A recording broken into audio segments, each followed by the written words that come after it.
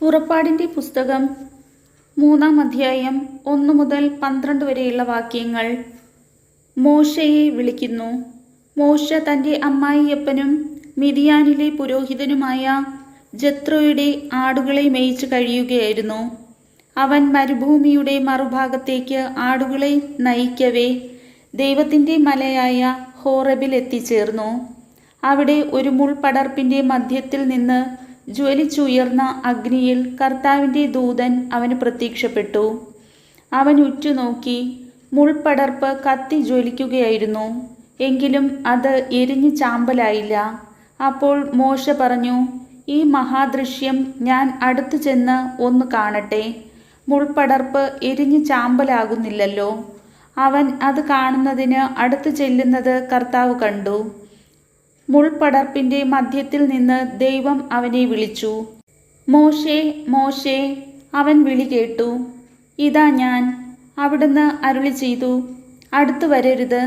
നിന്റെ ചെരുപ്പ് അഴിച്ചു മാറ്റുക. എന്തുകൊണ്ടെന്നാൽ നീ നിൽക്കുന്ന സ്ഥലം പരിശുദ്ധമാണ്. അവിടുന്ന് തുടർന്നു, ഞാൻ നിന്റെ പിതാക്കന്മാരുടെ ദൈവമാണ്, അബ്രഹാത്തിൻ്റെയും ഇസഹാക്കിൻ്റെയും യാക്കോബിൻ്റെയും ദൈവം. മോശ മുഖം മറച്ചു. ദൈവത്തിൻ്റെ നേരെ നോക്കുവാൻ അവന് ഭയമായിരുന്നു. കർത്താവ് വീണ്ടും അരുളി ചെയ്തു, ഈജിപ്തിലുള്ള എൻ്റെ ജനത്തിൻ്റെ ക്ലേശങ്ങൾ ഞാൻ കണ്ടു. മേൽനോട്ടക്കാരുടെ ക്രൂരത കാരണം അവരിൽ നിന്ന് ഉയർന്നു വരുന്ന രോദനം ഞാൻ കേട്ടു. അവരുടെ യാതനകൾ ഞാൻ അറിയുന്നു. ഈജിപ്തുകാരുടെ കയ്യിൽ നിന്ന് അവരെ മോചിപ്പിക്കാനും അവിടെ നിന്ന് ക്ഷേമകരവും വിസ്തൃതവും തേനും പാലും ഒഴുകുന്നതുമായ ഒരു ദേശത്തേക്ക് കാനാന്യർ, ഹിത്യർ, അമോര്യർ, പെരീസ്യർ, ഹിവ്യർ, ജബൂസ്യർ എന്നിവർ അധിവസിക്കുന്ന സ്ഥലത്തേക്ക് അവരെ നയിക്കാനുമാണ് ഞാൻ ഇറങ്ങി വന്നിരിക്കുന്നത്.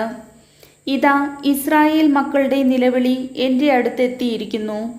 ഈജിപ്തുകാർ അവരെ എപ്രകാരം മർദ്ദിക്കുന്നുവെന്ന് ഞാൻ കണ്ടു. ആകയാൽ വരൂ, ഞാൻ നിന്നെ ഫറവോയുടെ അടുക്കലേക്ക് അയക്കാം.